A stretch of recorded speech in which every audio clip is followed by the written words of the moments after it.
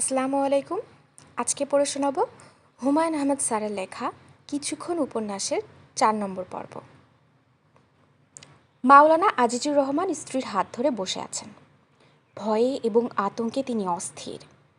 নিজের মনের ভয় কমানোর জন্য তিনি ইয়া আহাদু 100 বার পড়েছেন। মনের ভয় কমছে না। সত্যি সত্যি ট্রেনে কিছু হয়ে গেলে মহা বিপদ হবে। ট্রেনের অ্যাটেন্ডেন্ট বসিরকে কানে কানে বলেছেন একজন লেডি ডাক্তার আছে কিনা এই খোঁজ করতে। ব্যাটা খোঁজ করবে কিনা কে জানে। তিনি নিজেই প্রতিটি বগিতে গিয়ে ডাক্তার খুঁজতে পারেন। স্ত্রীকে ফেলে যেতে ইচ্ছা করছে না। তিনি মহা বিপদের দোয়া এক মনে পড়ে যাচ্ছেন, দোয়া ইউনুস। ব্যথার এক একটা প্রবল ঝাপটা আসছে। আফিয়া স্বামীকে খামচি দিয়ে ধরছে এবং ব্যাকুল গলায় বলছে, আমার আম্মু কই, আম্মু আম্মু। মাওলানা বললেন, আল্লাহ খুদাকে ডাক, আম্মা আম্মা করছো কেন? আল্লাহ পাকে তো আপনি ডাকতাছেন, আমি আম্মুরে ডাকি, আম্মু আম্মু। মাওলানা বললেন, সমস্যা তুমি তৈরি করছো। আম্মার কাছে যাব, আম্মার কাছে যাব। এখন দেখছো অবস্থা? তোমার মার কাছে যাবার জন্য রওনা না দিলে এই বিপদ হতো না। চুপ করে বসে থাকেন, কথা বন্ধ, কথা বললে কানে ঝনঝন করে। মাওলানা চুপ করে গেলেন। তিনি মনে মনে দুরুদের শেফা পাঠ শুরু করেছেন। বসির আরেক দফা বরফ এনেছে। রশিদ সাহেব তার হাত ধরে বললেন, you are a good boy, you will get a toy. তবে এখন খেলার সময় নয়, একটা খবর যে জোগাড় করতে হয়। স্যার, কি খবর জোগাড় করব? রশিদ সাহেব বললেন, যে মৃত ব্যক্তিটি আমাদের সঙ্গে যাচ্ছে তার পরিচয় আমার জানা দরকার। জটিল গবেষণার মধ্যে পড়ে গেছি। মৃত ব্যক্তির নাম এবং আমাদের মন্ত্রী মহোদয়ের জন্ম তারিখ জানা অতি জরুরি। মরা মানুষ তো কেউ যাচ্ছে না। তুমি তো খবর দিলে একটা ডেড বডি যাচ্ছে। বসির লজ্জিত গলায় বলল, ভুল খবর দিয়েছিলাম স্যার। চাদর দিয়ে ঢেকে কামরায় তুলেছে, তখন ভেবেছি লাশ। এখন সে লাশ না? জি না, চা কফি খেয়েছে। ছেলে না মেয়ে? ছেলে। বয়স কত? 30-35। নাম জিজ্ঞেস করেছ? নাম জিজ্ঞেস করি নাই। চাদর দিয়ে ঢেকে তাকে তুলেছে কেন? জানি না স্যার। রশিদ সাহেব বললেন, মিথ্যা কথা বলছো কেন বসির? হঠাৎ তোমার মিথ্যা বলার প্রয়োজন পড়লো কেন? আমি ওই কামরায় গিয়েছিলাম। মৃত ছেলেটির মার সঙ্গে আমার কথা হয়েছে। তারা ডেড বডি কফিনে করে নিয়ে যাচ্ছে। কফিনে প্রচুর বরফ এবং প্রচুর চা পাতা দেওয়া হয়েছে। ঠিক বলছি কি না? বসির কিছুক্ষণ চুপ করে থেকে বলল, জি স্যার। তাহলে মিথ্যা কথা কেন বললে? বসির জবাব দিল না, মাথা নিচু করে দাঁড়িয়ে রইল। রশিদ সাহেব বললেন, you are a naughty boy, you will not get a toy. আমার সামনে থেকে দূর হওয়ার হয়েছে সময়। সামনে থেকে যাও। বসির দ্রুত বের হতে গিয়ে দরজায় বাড়ি খেল। রশিদ সাহেব ডাক্তারের দিকে তাকিয়ে বললেন, ছেলেটা মিথ্যা কথা কেন বলল? আশাব বলল, বুঝতে পারছি না, কারণ ছাড়াই হয়তো বলেছে। কারণ ছাড়া কেউ মিথ্যা বলে না, তবে প্যাথোলজিক্যাল লায়াররা বলে। সমগ্র মানব গোষ্ঠীর অতি ক্ষুদ্র অংশই প্যাথোলজিক্যাল লায়ার। বসির নামের এই ছেলের মিথ্যা বলার পিছনে অবশ্যই কারণ আছে। কারণটা বের করতে হবে। আপনি সবসময় কিছু না কিছু নিয়ে চিন্তা করেন? আমি একা না, তুমি নিজেও সবসময় কিছু না কিছু নিয়ে চিন্তা করো। ডাক্তার হিসেবে তুমি এই তথ্য নিশ্চয়ই জানো যে মানুষের হার্ট এবং ব্রেইন কখনো বিশ্রাম নেয় না। হার্ট এবং ব্রেইনের বিশ্রাম নেওয়ার অর্থ মৃত্যু। ঘুমের মধ্যে হার্ট যেমন কাজ করে, ব্রেইনও কাজ করে। ভালো কথা, এইমাত্র তোমার ম্যাজিকের কৌশলটা আমি ধরে ফেলেছি। সত্যি? আমাকে কয়েনটা দাও, আমি দেখাচ্ছি। ট্রেনের যাত্রীদের নিয়ে আমি যখন কনশাসলি চিন্তা করছিলাম, তখন আমার ব্রেইন নিজের উদ্যোগে চিন্তাভাবনা করে কৌশলটা বের করেছে। আশাব একটা কয়েন দিল। রশিদ সাহেব বললেন, তোমাকে ম্যাজিকটা দেখালে তুমি মজা পাবে না, কারণ তুমি কৌশলটা জানো। এক কাজ করো, ওই মেয়েটাকে ডেকে আনো, সে মজা পাবে। 10 মিনিট পরে যাই স্যার। 10 মিনিট পরে যাবে কেন? আশাব বিব্রত গলায় বলল, আমার মা আমার উপর বিশেষ একটি কারণে খুবই রেগে আছেন। তার রাগ পড়ার সময় দিচ্ছি। আধা ঘন্টা থেকে ৪৫ মিনিটের মধ্যে সাধারণত তার রাগ পড়ে যায়। তুমি হিসাব করে বের করেছো? না, আমার বাবা হিসাব করে বের করেছেন। মা বেশিরভাগ রাগ বাবার সঙ্গে করতেন। বাবার সারভাইভালের জন্য হিসাবটা দরকার ছিল। উনি কি করতেন? ব্যাংকার। গুড, আমরা ১৫ মিনিট অপেক্ষা করব। চিত্রা বসে আছে সাজেদার সামনে। চিত্রার মনে হচ্ছে ভদ্র মহিলা কিছুটা শান্ত হয়েছেন, তবে এখন তিনি ক্রমাগত কথা বলে যাচ্ছেন। কথারও আগামাথা পরিষ্কার বোঝা যাচ্ছে না। অর্থহীন কথা শুনতে চিত্রার আপত্তি নেই। ঘন্টার পর ঘন্টা লিলির অর্থহীন কথা শুনে সে অভ্যস্ত। সমস্যা হলো ভদ্র মহিলা তাকে বৌমা বলে সম্বোধন করছেন। চিত্রার উচিত তাকে মনে করিয়ে দেওয়া যে তিনি ভুল করছেন। চিত্রার সঙ্গে এই প্রথম তার দেখা হয়েছে এবং চিত্রা তার বৌমা না। বৌমা হওয়ার কোনো বাসনাও তার নেই। বৌমা শোনো, আমার ছেলে ইচ্ছা করে আমাকে অপমান করার জন্য মদ গিলেছে। সে কি করবে তোমাকে বলি। গলা পর্যন্ত মদ গিলবে, তারপর টলতে টলতে কামরায় ঢুকবে। তোমার সঙ্গেও খারাপ ব্যবহার করবে। তখন তো আমি তাকে ছাড়বো না। মায়ের সামনে যে তার স্ত্রীকে অপমান করে, তার মতো কুলাঙ্গার এই দুনিয়ায় জন্মায়নি। আমি এই কুলাঙ্গারকে সহ্য করব না। আমি খাবারের মেয়ে। আমার দাদা আশরাফ আলীর নাম নিশ্চয়ই শুনেছ। আমি আশরাফ আলী খাঁ সাহেবের নাতনি। আশরাফ আলী খাঁ সাহেব প্রকাশ্য বাজারে থানার ডিউটি অফিসারকে কী করেছিলেন তা এখনও ইতিহাস। পুলিশের এসপি খবর পেয়ে জেলা হেডকোয়ার্টার থেকে দাঙ্গা পুলিশ নিয়ে এলেন। আমার দাদাজানের লোকজনও লাঠি বৈঠা নিয়ে তৈরি হলো।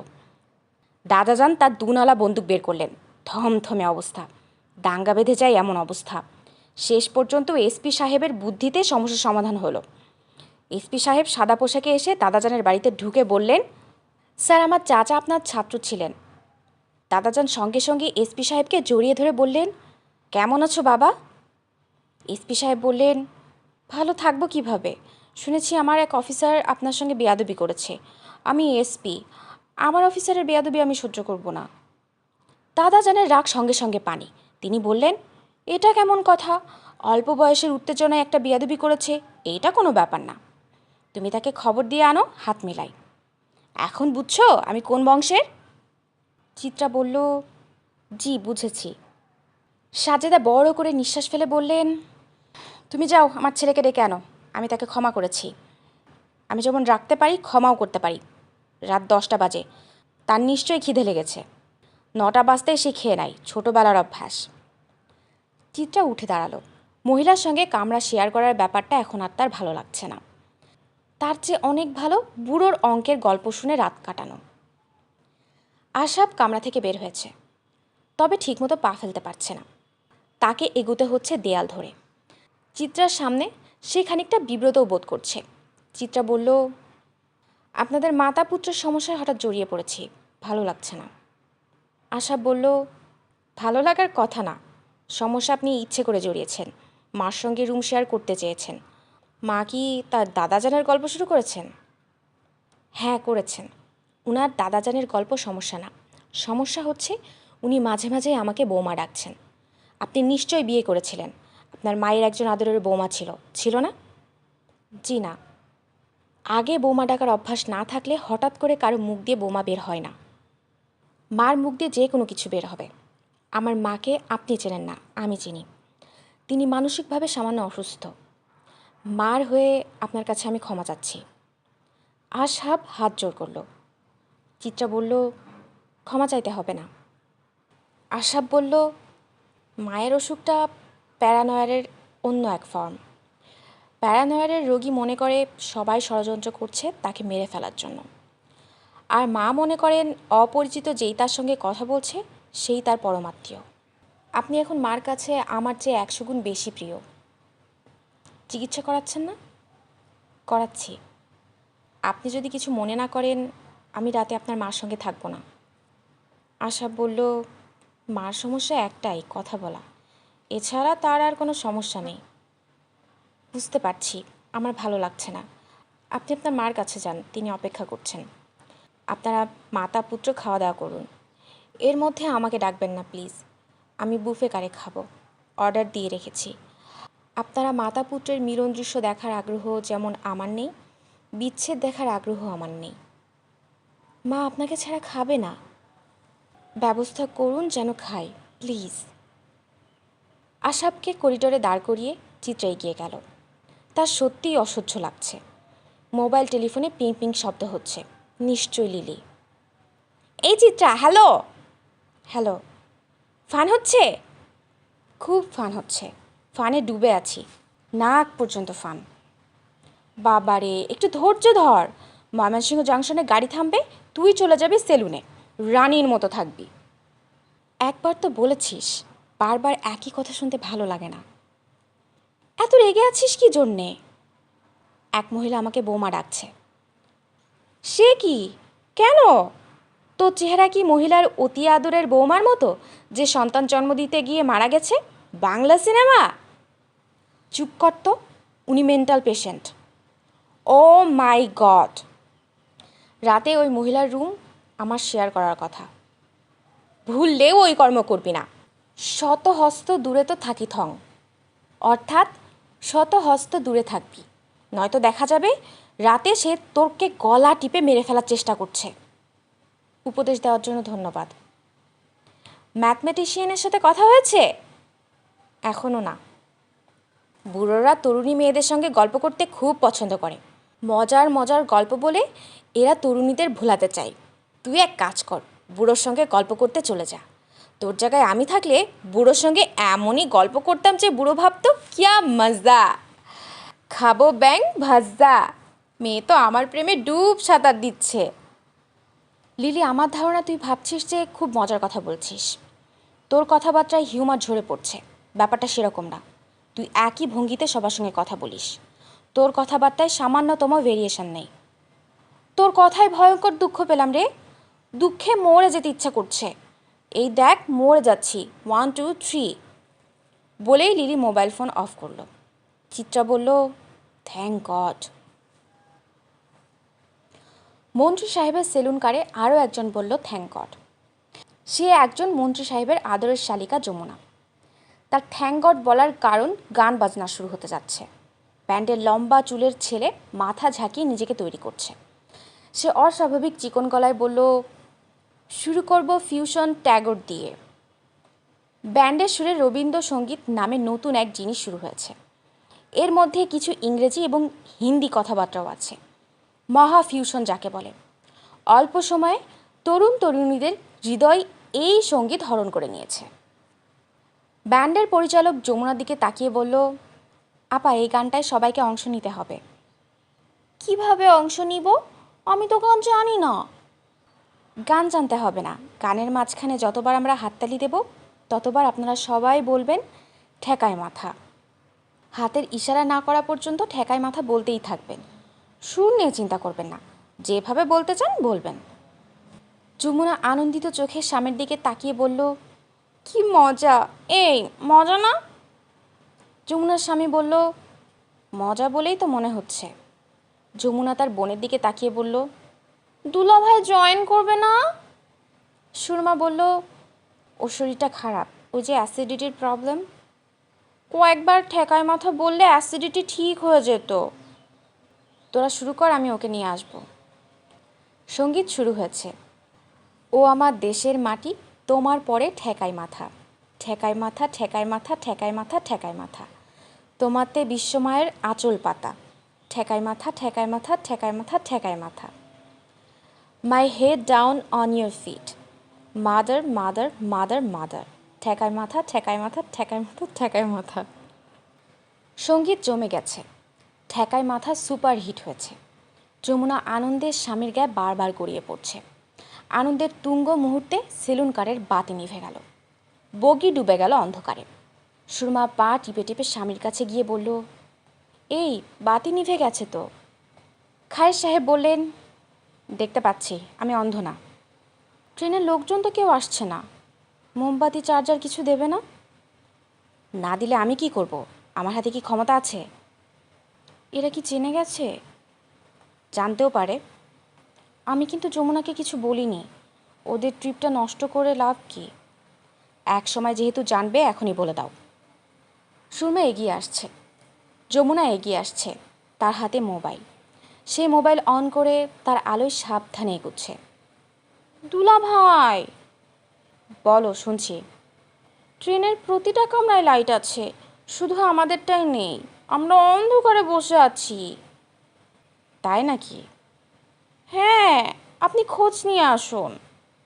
খোঁজ নিতে হবে না, তুমি বলেছো এই যথেষ্ট। মনে হয় ইলেকট্রিক্যাল কানেকশনে কোনো ঝামেলা হয়েছে। কানেকশনে ঝামেলা হলে রেলের লোকজন ছুটোছুটি করবে না? এরা এসে সমস্যা কি জানাবে না? দুলা ভাই, আপনি এক্ষুনি রেলমন্ত্রীকে টেলিফোন করুন। এদের সবাই যেন সাসপেন্ড হয়। মন্ত্রীর সেলুন কারে যাচ্ছে, সেখানে ইলেকট্রিসিটি নেই। ওদের কোনো গরজও নেই। এরা ভেবেছে কি? খায়ের সাহেব বললেন, ব্যবস্থা হবে, তোমরা গান বাজনা করতে থাকো। অন্ধকারে কি গান বাজনা? অন্ধকারে গানে অনেক মজা আছে। তোমরা শুরু করো, আমি দেখছি কি করা যায়। গান আবার শুরু হয়েছে। খায়ের সাহেব সিগারেট ধরিয়েছেন। সুরমা আছেন স্বামীর পাশে।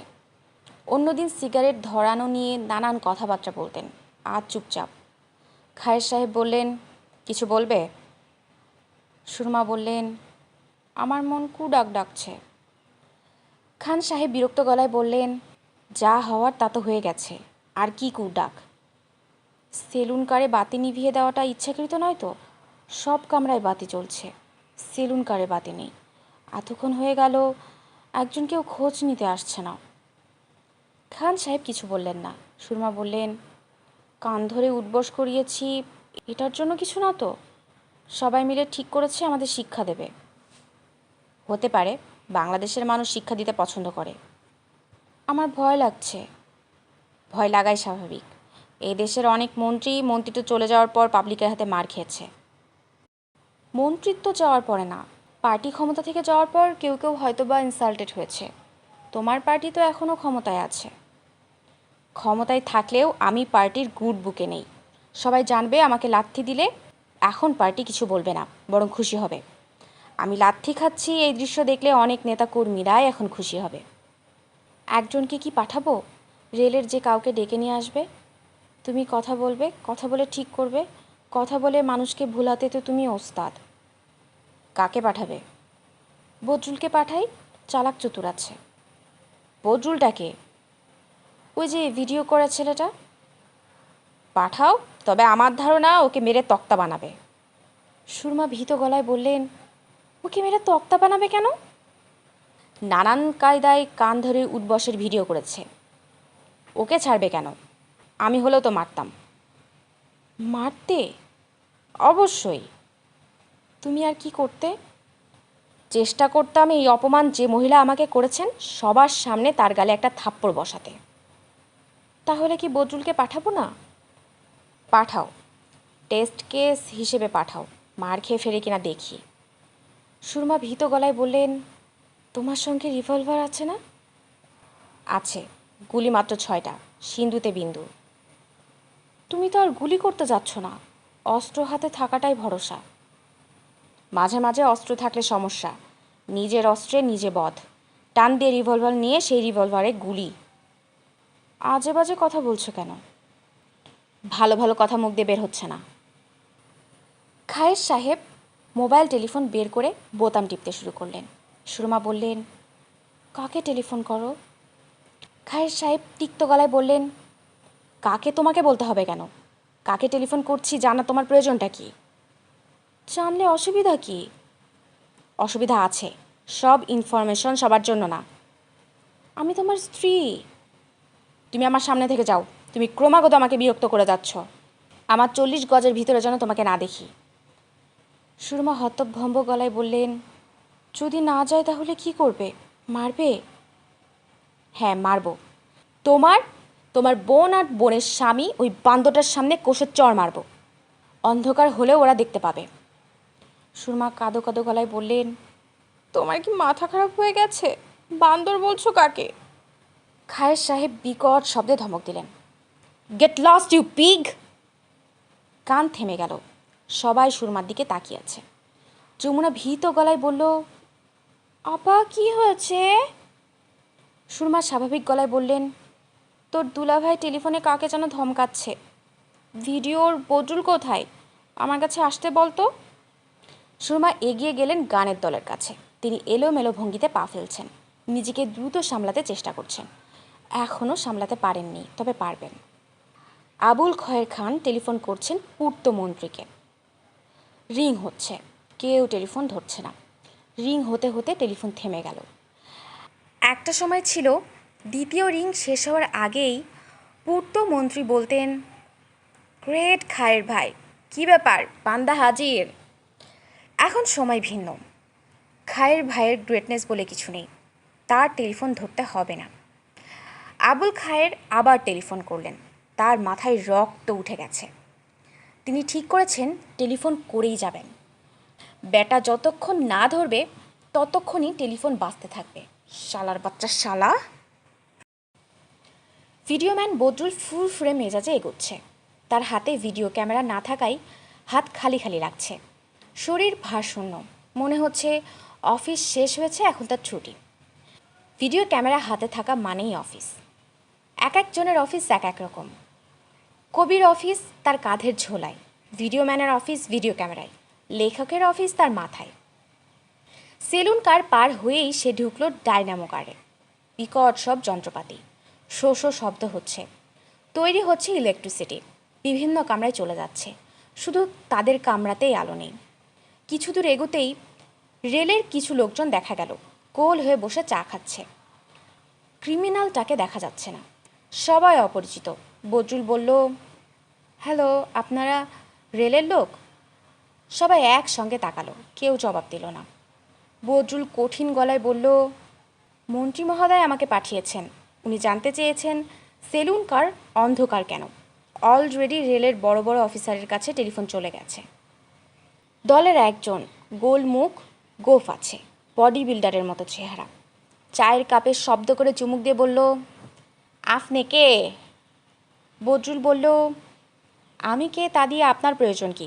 ধরে নিন আমি মন্ত্রী মহোদয়ের পিএস। আপনার নাম বলেন। আপনাকে নাম বলতে যাব কেন? বজরুলের কথা শুনে সেই লোক চায়ের কাপ মেঝেতে রেখে শান্ত ভঙ্গিতে উঠে এলো। বজরুল কিছু বুঝে ওঠার আগেই প্রচণ্ড শব্দে চর বসালো। বজরুল ছিটকে পেছনের বেঞ্চে পড়ে গেল। বসে থাকা সবাই শব্দ করে হেসে উঠল। বডি বিল্ডার টাইপ লোকটা বলল, এখন প্রশ্ন করলে জবাব দিবে, তেড়ি বেড়ি করবে না। তোর নাম কি? বজরুলের কপাল ফেটে গেছে, টপ টপ করে রক্ত পড়ছে। সে কপালের রক্ত মুছে হতভম্ব গলায় বলল, এইসব কি? আপনারা সবাই আন্ডার অ্যারেস্ট। এক্ষুনি রেল পুলিশ আসবে, সবাইকে ডিটেনশনে যেতে হবে। এই হারামির পুত, যা জিজ্ঞেস করবো জবাব দিবি। তোর নাম কি? বদরুল। তুই করস কি? আমি ভিডিও ম্যান, ভিডিও করি। সবুরের ভিডিও তুই করেছিস? এইবার তোর ভিডিও করা হবে। এই, তোমরা হারামির বাচ্চাটার জামা কাপড় খুলে ফেলে একে ন্যাংটা করে ফেল, ন্যাংটা ভিডিও হবে। বজরুল চেঁচিয়ে বলল, কি বলেন? এরে পুরা ন্যাংটা করে ফেরত পাঠাও, তারা বুঝুক ঘটনাটা কি। বজরুল বলল, আমি মন্ত্রী মহোদয়ের লোক।